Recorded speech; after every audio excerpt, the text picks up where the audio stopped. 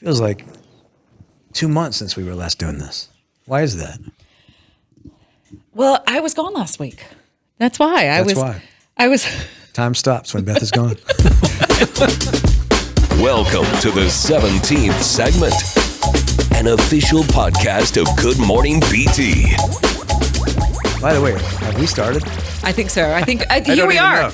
episode 8 of the 17th segment. Which, if you're thinking about movies, which I always do, like what does it correlate to? Oh gosh. What's an episode 8 you can think of? Fast and the Furious. Oh, Are there 8 of those? I don't know. No, there's 10 now. Oh, see. No, you're good. Yeah, See? there We wasn't grew 8. up in the same decade. Come on. Steve, 8. are you Oh, tracking? Police Academy. No, there was no There were only 8. 6. There were only 6. It stopped at 7. There were only 7. Friday the 13th, part 8, Jason Takes Manhattan. Did he do did he take in a couple of shows? And I've never made it to the end because it's just so terrible. Really? I don't think I've ever seen a Friday the 13th movie straight through. Oh, they Yeah, no, I don't. They Really? damaged Yeah. me as a kid. They Same they here. damaged me. I remember, I was at summer camp. Somehow we can't escape summer camp this week. Summer camp came up on the morning show, the regular show, and I spent a long time at summer camp. Beth actually was doing a documentary at a camp last week. Last week, I was at a summer camp for young kids who have cancer and their siblings, and they get to go for free. But as we learned today, she also went to a grown-up camp a few years ago, like not that long, like 2019. And this became a whole thing on the show because why would it not? I mean, when you find out that Beth went to a grown-up camp, I'm working really hard not to say adult camp. Well, because adult camp sounds strange, right? It sounds weird, like an Anything adult bookshop or something. Anything you attach adult to. Like every time I talk about the intimate bookshop that used to be at South Park, everybody's like, oh, what kind of place was that? Right. I'm like, it was in the middle of the mall. How intimate was it? Yeah, it was not. It was just a regular bookshop. But yeah, that's what adult camp. I went to a place called Camp Powerment because someone told me about it, and the way that I try to approach life is I try to say yes to things that are kind of outside of my comfort zone, things that scare me or things that would make me feel nervous. You said yes to this. I said yes to this. I said, Beth, let's do a show. She said, okay, yes. Yes. Let's see what this is like. I've never done radio, but let's see what this Let's do is. a podcast in the basement. Yes. Yes. Do you want to go to summer camp in the Poconos with a whole bunch of women you've never met? No. Absolutely. But you did. And so we talked about that today. And so camp keeps sort of coming back into which Friday the 13th was originally set at camp, which maybe that's why I didn't go to camp as a young kid.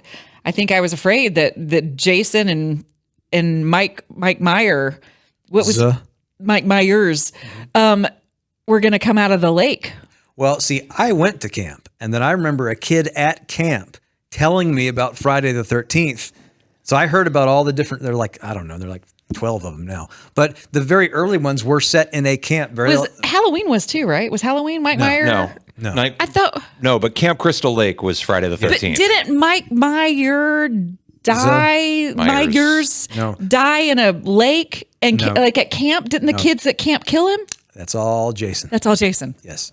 Mike Myers was in Illinois in a town on Halloween night. Okay, which is why it's called Halloween. Freddy Krueger had the big knife. I know Freddy Krueger, because and he haunted people's dreams. Right. Well, nightmares technically. Well, do you remember the third one? You're the Dream Warrior. Oh, yeah. Dokken. Dream Warriors. Dokken. A lot of people think that's the best one. It's the best song from one of the songs, but the first one is by far the best one because it's the most horrifying because you don't get the full. You don't really see a lot of Freddy. At least you don't see his full face lit up. Same reason Jaws, the first one, works is because you actually see the least amount of the shark in the first one, and you have to imagine what must really be there. You know, all these horror movies and like the fourth Jaws, you know, the shark chases them to the Bahamas. Which is just so dumb. But then as you get to part 8, which is why I'm talking about this at all. Yeah, we just went down a rabbit hole. Friday the 13th, part 8 is Jason Takes Manhattan. So I have no idea what that means. as it relates to this, I just that's a number 8 that I can think of. Well, hopefully this won't be as bad as that film was. But we asked at the end of our show today being Wednesday or Thursday, July 30th. It is Thursday, July 30th. So if you want to go back and listen to today's show and the camp conversation and all of that, you can find it on the WBT website or wherever you get your podcast for Good Morning BT. But we asked people to text us on our new text line, 704-570-1110, which again, we love it if you text us and let us know when you're listening to the 17th segment, whatever time of day it is. We like getting the timestamp. But we asked people to ask us questions, and as always, you delivered. The other thing about telling us when you're listening is, if it's during a random part of the day when somebody else's show is on, it like basically tells them, "Oh, we're still thinking about that morning show. I don't care what you're talking about." Hey, we don't. Just kidding. I'm just kidding. So Hendon, who actually is the guy that texted the show, if you were listening earlier today or whenever you listen to the podcast, it's the Thursday show. Hendon called in because we were talking about famous voices. Yeah, and I was asking about people know and recognize a lot of male voices, and I was just wondering whose female voices, what female voices are intriguing to people or are recognizable to people. So he texted us and said that he is married to Kelly Myers, who is she used to be a personality on 107.9, which is in our building. He first fell in love with her voice. Before he ever met her, he fell in love with her voice, which is so cool. And I said on the air, and I'll tell you again here, I didn't know her very well, but we passed in the hall sometimes, and every once in a while we're part of a station project or multiple station project, and she has a great voice. Yeah. She's the one, if you listen to our promos, that says your emergency situation station. And she used to be on the IDs. I don't think she is anymore. Always really liked her voice. And it's just funny. I was thinking about her voice the other day, and then Hendon texts the show. So here's his follow-up question, because we asked for questions for this. And for he this said, show. 17th segment question. What is the hardest part of being on the radio? Beth, people might recognize you from your TV time, but do you ever get that cashier at Walmart or wherever that just goes, your voice seems so familiar? Is it hard to just be a voice? I feel like on TV we think of hosts as people, but radio we tend to think of hosts as only one aspect, when in reality you're so much more. Wow, that's a really thoughtful question. Now we will answer all 17 of those questions. Yeah. Well, the funny thing about all of the years I spent on television, I sometimes got recognized even when I was on television for my voice, because out and about in the real world, I'll very often, have my hair in a bun on top of my head and no makeup on and workout clothes, and people might think you look vaguely familiar, but they think that maybe they've seen you at the grocery store before, or maybe you're a person that they, you've waited on their table, or you've been at the dry cleaners together and they just kind of recognize you. Is that weird? Is that, but still to now, yes. People do say, people do hear my voice. And I have a couple of times in the last couple of months, I've had people say, hear my voice and say, are you Beth Troutman?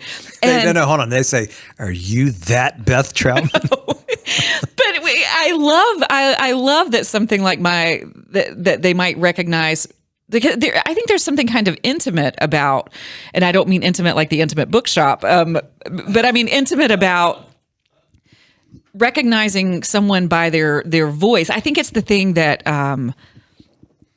Hendon, I'm answering this to you, that I love about this is that radio is only voice, and it's only your personality and ideas and kind of the way your mind works and the way that you communicate. Whereas with television, so much of it is such a visual medium that when I was in TV, the majority of the emails and messages I got from viewers were about my physical appearance, and oftentimes incredibly cruel. Whether they didn't like my hair or they had a problem with my makeup or with whatever I was wearing. And it was very rarely got a lot of comments about the content of stories that I created or stories I was telling or the things that I was working really hard on. And sometimes it really broke my heart and really it wore on me some of the time, because there also, with television, there are appearance clauses in contracts, and I couldn't do things like cut my hair without permission from management, or change the color of my hair, or I had to. They gave us makeup tutorials, and you're just kind of constantly having to focus on things that I just didn't want to be focused on. And I think I started getting really sad when other people were really focused on those things as well. And I get it. It's a visual medium, and we're visual animals, and it's just kind of the way the world works. But I actually kind of love the fact that radio is just the personality. And so for me, that's the easiest thing about radio, because I don't know, it's given me so much freedom, because I don't have to think about it. And I don't have management coming into the studio to say, Beth, you need to powder your nose. Your nose is shiny, or, which all of those things happened to me. Well, the ironic thing about TV, and you were in TV longer than me, but I was in TV for 3 years. Truth be told, is because I was in one radio job, not here. I left here and then went and worked for another radio station for 4 or 5 years. And then when the economy tanked in 2008, it disbanded. It was not the long tenured station that we work for now. This was sort of an upstart thing that I was sort of intrigued by, going and kind of trying to build something. If you remember Danny Fontana, I worked for him for several years, and he had a good thing going for a while. But then the financing fell through, and suddenly in 2008, I was on the beach, as they say. I was out looking for work, and none of the traditional radio places, including here, that I went and asked about jobs, they didn't have anything. So my next course of action was I know a couple of people who work at a TV station here in town. They're old radio guys that made the transition. So they got me an interview, and I went and got a job there. But the ironic thing is that I learned in 3 years working primarily behind the scenes in TV, you see someone on TV and you watch them all the time, but you get very, very little of the real person of who they are. Because first of all, it's so scripted. TV segments are short. And they're also written by other people. Like 9 times out of 10, when you see somebody talking on television, especially in a local news setting, they're not talking to you like we're talking to you right now. They're reading words that somebody else wrote. I know, because my job was to write those words. Well, and I used to say to any of my co-hosts that I used to work with in television, I used to say, like, man, I'm so bored. I'm just reading out loud. And I used to sing this song, Bill McGinty. If you're watching the 17th segment, we had so much fun. We'd gotten to shenanigans all the time. But I would go, as I'm walking into the studio, I had this little song that I would sing. As we were walking in, I would say, "It's that time again, time to read news out loud again." I think it drove my bosses crazy, but it's kind of what you're doing, and you don't get to. 2 years ago or 3 years ago, this conversation might have been, wow. And now I'm like, yep, that's pretty much what I would think it would be. Well, so when you don't get to access all the parts of your personality, and the majority of it is mostly negative stuff. Mm-hmm. You know me so well now. Can you imagine my soul and being so boxed in that kind of setting? Can you imagine how sad I must have been? Oh, I can't believe you did it as long as you did. But you also, here's the thing about TV. And I did well as a TV producer because, now I didn't do a news show. I did, if you remember, I don't think it's still on the air anymore. I know if it is, it's not in the same form it used to be, but WCCB, when we were there, it was called Fox Charlotte, but they had a show called The Edge. That's where I started. Right. So The Edge was, and this is part of the reason why they hired me in the first place, because I was kind of I lived in the middle of both worlds. What The Edge was a show that came on after the traditional newscast that was 2 hosts, and they varied over the years. Started out with Morgan Fogarty and Brother Fred. But it was 2 hosts. When I was doing it, it was Mark Mathis and Ashley Anderson. That's where it started with me. And then Beth and I did not cross paths there. Which is so weird. It was like 2 ships going like, that. Yeah. Because it was really close. Yeah, so close. But what I'm getting at is the reason I worked there and the reason they liked me is because The Edge was a radio show on TV. That's what it was. And so basically what my job was to write copy for them to sound like they were talking like you and me are right now. And writing conversationally, that is a skill that you have to know the person you're writing for so well in order to try to write in their voice. Now, this show was set up so that what I was writing were the jump off points. In other words, we'd set up the story and then write ad lib. It would say ad lib in parentheses. Now, I did the show. I started, my very first TV appearance was on The Edge. But see, you and me, no, you had not done radio yet then, but I had lived in radio. So when I see ad lib, I'm like, yeah, I'm all about that. But when you write ad lib on the screen to someone who's never worked in radio before and is just used to reading a teleprompter, those are the two scariest words you've ever heard. Ad lib. Have you ever, I mean, I know that everyone has watched a newscast. The times in a normal newscast, not a show like The Edge, but like a 6 o'clock newscast, the time that they write ad lib in parentheses is it's always the weather toss and the weather toss back. And that's why it's always so awkward when they're just like, yeah, it's going to be sunny tomorrow, right? Yeah, it's going to be nice. Like put on your jacket, you know, because it's the only time you get to ad lib. But how many times can you say a sentence that's interesting, you know, about that same topic? And it was the only time that we could possibly let our personalities out. I often let my personality out, and every time I did, I kind of got in trouble when I was doing this is the first job that you've ever had in broadcasting where you don't get in trouble for your personality coming out. In fact, it's encouraged. Yeah, well, and I don't know if it was surprising to people who maybe had watched Fox News Rising when I did the morning show for Fox. It was a little more loosey-goosey because half the time our teleprompter wasn't working anyway, so I would just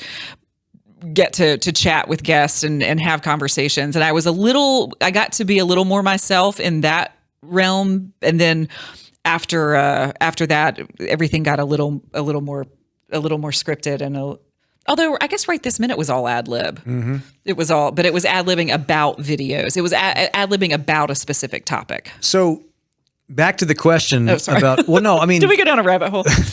but he knew that. He knew this was going to go there. Who knew that was going to happen? Yeah. Right. But the question, what I was getting at is it's ironic that TV, you watch somebody on TV and you see what they look like and you watch them every day, but you get to know very, very little of who they are because they're not allowed to talk for very long. And even when they do talk, it's scripted. Radio is the complete opposite. Radio, now it's changed a little bit. When I was a kid, I remember the first time I ever came out to WBT and I met people that I had been listening to as a kid. You didn't see them the way you do today because we didn't have, the internet. We didn't have the phone. Today, if you work in radio, management, and this is pretty par for the course, wherever you go, they want you to do some sort of video component. Hi, here we are. Here we are. This is what we're doing. But you know what I mean? Like in the old days, the days of yore, if you listen to the radio, part of the thing with radio is you would listen to somebody and you would sort of decide in your head what they look like. And I remember the first time I met Henry Bogan, who used to do a talk show at night here back in the 70s, 80s, early 90s. I remember the first time I saw him and it was jarring because it's not what I thought he looked like. And you had created an image in your head for however many years you had been listening, and suddenly the image changed. I think that's the other thing that I love about radio is it is intimate, and it also requires a little bit of imagination. I kind of wish that I had grown up in a time where people didn't sit around the television. They listened to the stories, the performances on radio, and it's like reading a book. And you guys know, if you listen to the show, I love to read. That's exactly where I was headed. And it's because I love creating the story in my head. I get to picture the characters.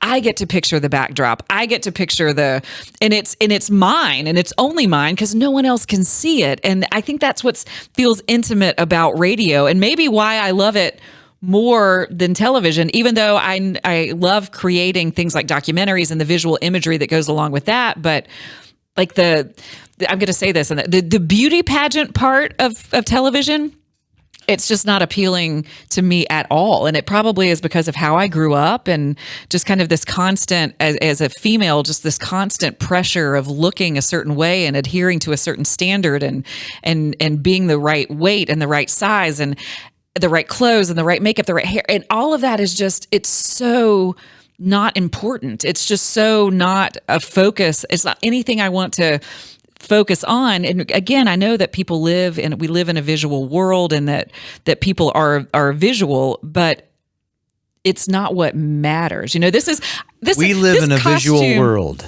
but I think people overplay that, because if that were totally true, that it's all about visual, then the medium that we live in every day wouldn't still be viable. Because I'll tell you this, the best, look, TV, it can do many wonderful things, and it's great to be able to watch a ball game on TV.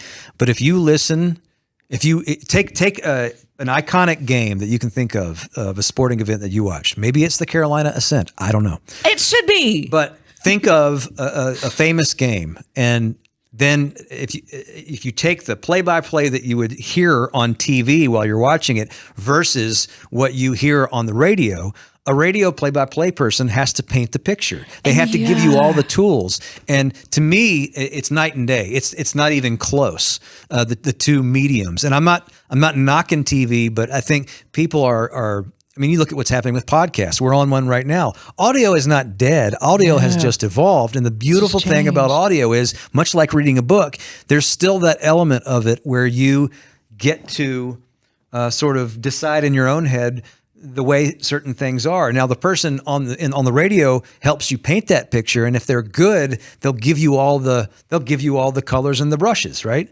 But you at the end get to close that deal. And it's why I think somebody like Beth, who has done everything you can think of visually, in the latter part of her career, or the second act of her career, as we like to say, she's flourished and really embraced and realized that this radio thing's been sitting over here all this time that she hadn't tapped into. And it's because it accentuates those very things. You like to read, it takes the reading thing, and on the same level, you still get to keep part of that to yourself. Well, and I think if you're doing it well, which I hope people think that Bo and I are, because we are very much ourselves on the air, there's soul.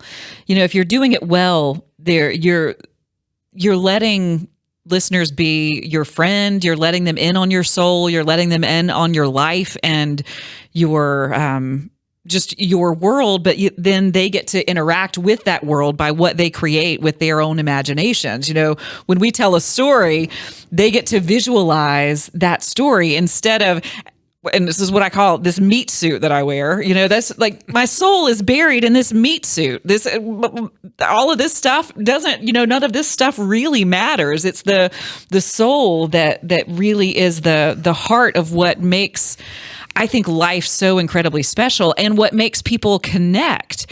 And because you and I connect on a real human soul level, I hope that that's what comes across to people and connects their souls in some way to our souls, and then their imaginations become part of it. And that sounds kind of woo-woo maybe, but in reality, I just think that that's all that life is really about. It's about the soul of something. Well, I've had a few people tell me this over the years, because obviously I've been doing the morning show for a while. I did 13 years. And then he let me come in and no, you came in. Wreck it all up. No, you see where I'm going here. I've had several people along the way, when we go talk to people at events, say to me, since Beth got there, we hear a side of you that we never heard before. Like you have been able to sort of draw out my personality in a way that I couldn't do by myself. There's a lot more of me that I let out now that I'm doing a show with you. Now, part of that's because when you're solo, you're just talking to yourself. Right. But the other side of that is I have somebody who I trust and somebody who trusts me, and we will go down. Like, it is not unusual for, I've told y'all this a lot, even on this podcast now. How do you prepare for this show? We have 40 different ways we can go that we're prepared to go when we sit down on a given day. We're never not prepared. We don't go in and go, all right, let's just see what happens. That's not how it works. Now, what's great is when it sounds like we're that spontaneous when we go down a certain road, because just like it's hard to write for someone's personality, it's hard to do a show that that you've been planning on doing, but it sounds like we just happened into that conversation. If somebody tells me that, out in the field, that's a great compliment. But you and I are pretty famous for having 40 different ways we can go, but then 30 seconds before segment, I'll get an idea and I'll look at Beth and I'll say, "You trust me, right?"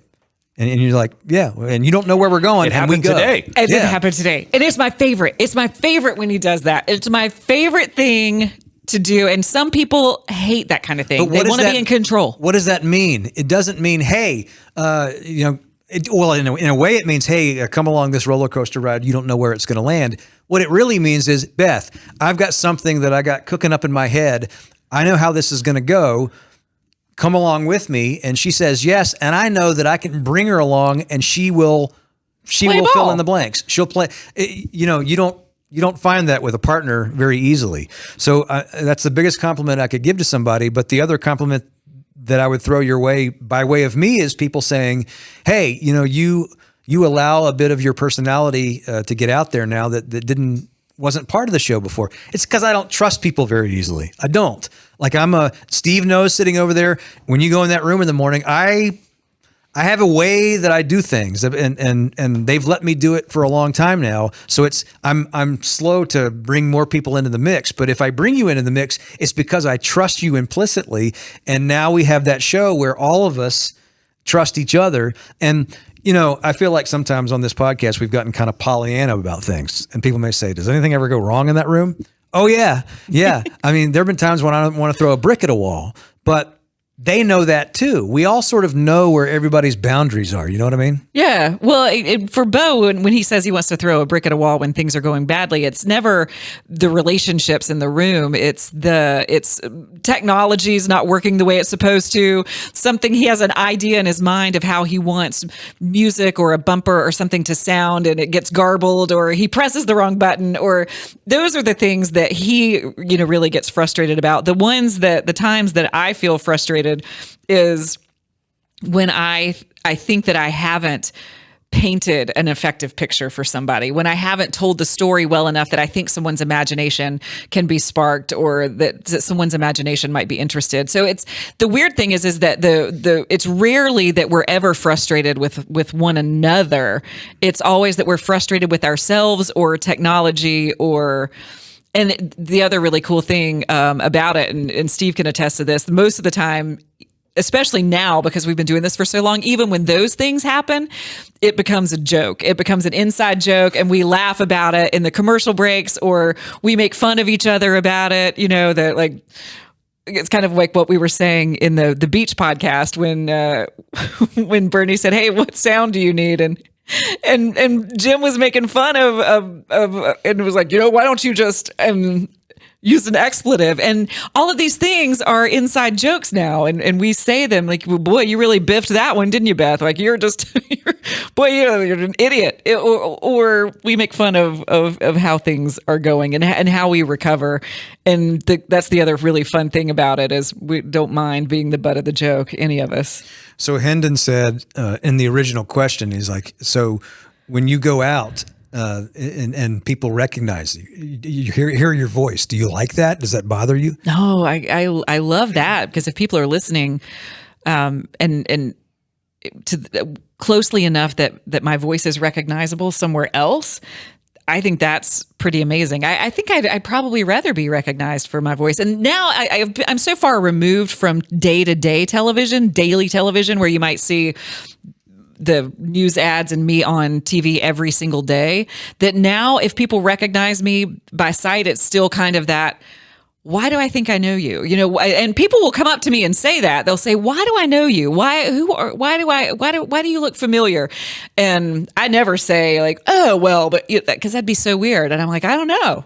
Like, maybe are you from Concord? Did we go to school together? See, if you work in TV, and when I worked in TV, I would go eat dinner sometimes with some of the anchors. And whenever I did that, it was always an interesting experience, because you feel like you're in a terrarium or at a museum. people You are go sit at a looking? table and they're like, oh, is that so-and-so over there? And I remember thinking, this is the huge difference between TV and radio. Now the line has been blurred a little bit. Again, kind of here we are on a podcast that's on video. The management would love us to be on video, all the time. But I'll be honest with you, one of the reasons I've always liked radio is because I can go in and I can do a 4-hour show and then I can leave it there. And I can go out and get in my car, and most people would see me and wouldn't know I was the guy that was on the radio. TV, it's there. Like Beth Troutman is Beth Troutman. But with me, there's a part of me, I'm not, and you guys know this, and I talk about this. I kind of like being alone. Like I'm not a guy that needs to have people around me all the time. In fact, if I don't get my alone time and my solo time and just kind of away from stuff, then I Get exhausted. that starts working against me. Like I like Me too, I yeah. do the show. My kids used to joke and they would say, Dad used up all his words today. Cause I come in and we talk. I'll see people, friends like, what's it like to talk for a living all day long? I said, well, it's pretty, it's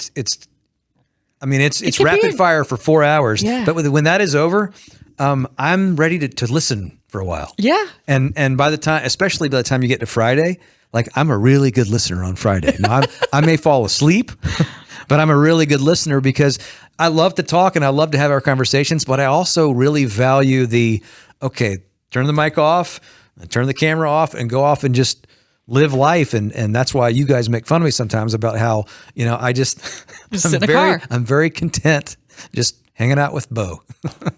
I'm an introvert by nature too. I have to recharge in the quiet. I have to recharge kind of alone. I have that same tendency. But even when I was television, I kind of floated through life. I don't know that I noticed a whole lot. If I don't know that I ever felt like I was in a terrarium. I just assumed no one was watching. I always just assumed my mom was the only person who was watching anything that I was doing. Well, and I think to be good at what you're doing, you have to sort of have an ability to shrink your audience. Because I think if you always think about, in radio or TV, if you actually could see people sitting in an audience that are listening to a station the size of WBT or a station the size of WCNC or even the syndicated shows you're on, it would, because speaking on a stage in front of a bunch of people's a completely different thing. Well, yeah. Like we both have done it, but it's not your native habitat now. The native habitat is basically doing this right here. Right, just talking to each other. And you forget about the people listening. And I think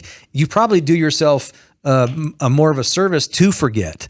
Because we always have the joke about the show, we have microphones, we don't realize they're on. It's not untrue. It really isn't. But I think if you're going to talk real, and talk as if you would talk when everything's off, then you have to be able to sort of pretend that that's the way it is when the light's on. You can't be guarded. You can't be guarded and worried about judgment, I think, is probably the biggest thing. Because if you're thinking we're just talking to each other, we know that we're in a safe space because I'm not going to judge you and I know that you're not going to judge me. And I think we operate in that realm. And then sometimes we get interrupted by, not interrupted, that's the wrong word, but sometimes we do get judgment from people who are listening and they'll, Well, you want some us. judgment? I'll give you some judgment. So we got some judgment from today because I don't want you all to think that all we ever do is talk about how things are perfect because it's never in any situation, but we want to get real on this podcast. But if you want to hear us give some judgment on the air too, we talked about Mary Lee about 2 Fridays ago. So I get done with the show today and I got an email from a guy named Sheldon and he says, is there a time during your morning broadcast that I can get traditional news? I grew up listening to the radio for morning news. During the day in the car, I get the different personalities in their programs. Thanks. But essentially saying, you guys didn't have enough news in your program. You talk too much. And today, truth be told, I said when we were done, today was one of those days where there weren't numerous dominant, obvious top stories. We had one guest today, and it was Emily Ratliff about Claire's Army. On a normal day, I'd say average, we probably have 2 to 3 guests, Steve? That's pretty par for the course. Yeah, give or take. I mean, again, as an average, I mean, there's days where we've had 5, 6 people on, and then there's days where we don't have anybody. But yeah, I would say as an average, 2 to 3 during a normal 4-hour show. And we'll have political guests, and like we have on Wednesdays now, we have a political analyst who's a political science professor, and we cover headlines a great deal with those guests like McMulvaney, and we get into the meat of tough headlines. And Mondays and parts of Tuesdays and Fridays, we have regular final hour guests, So what I'm getting at here is today was a different kind of show. We don't have shows like today very often where it was kind of it was one of those days where we have, there's a bunch of things we've been meaning to talk to and meaning to get to, and we finally have time to do it. And now we have the text line that sort of, you're interactive, you can help us too. Love it.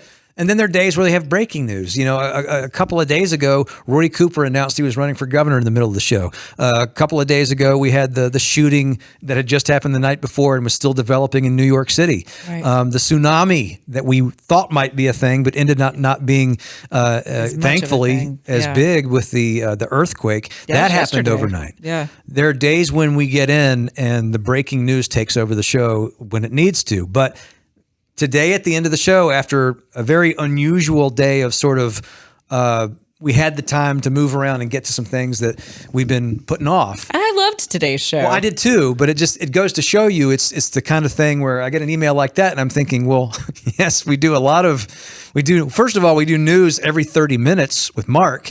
And, the way Beth and I operate, sometimes we do extensions of what Mark talks about. If it's the biggest story that everybody's talking about, we sort of live in that a lot. But then there's a listener out there who listened to the show today and said, do you all ever do local news? Like, when did you stop doing local news? I missed that. I'm thinking, we did it every half hour today, but did you listen to the Tuesday or Monday show? And then you do a Monday show where you sort of live in a breaking news story. You guys have beat this horse to death. That's the world you live in when you do a 4-hour show every day. And we sort of have to understand that. But sometimes when I've listened back to some of the podcasts we've done so far, we talk a lot about how great the room is and how much we love our team and it is all great. But I want to be real on this and say, we get people who have complaints, and I like to address those too, because the whole point of doing this podcast in the beginning was to be, okay, let's finish the show, let's go down to the basement, and let's sort of kind of tell you everything that's going on that you don't hear on the air necessarily. Oh, and we had a message on the text line today. A guy said, his name was Tim Cruz, not Tom Cruise, but Tim Cruz, said that my laugh and my voice that I could call turkeys. that if I went turkey hunting, I could call turkeys. And at first, I wrote him back and I was like, I'm not sure if this means that you like my laugh or you hate my laugh.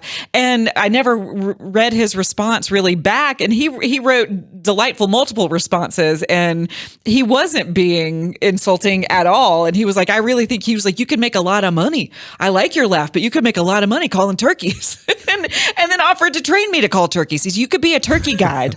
And I was thinking, that might be my third act. I might have Tim train me and I'm going to call turkeys. But it's interesting too, because it's a text line. And we're getting to interact with people in real time. Sometimes you don't know if people are saying nice things. There's this one lady, Arlene.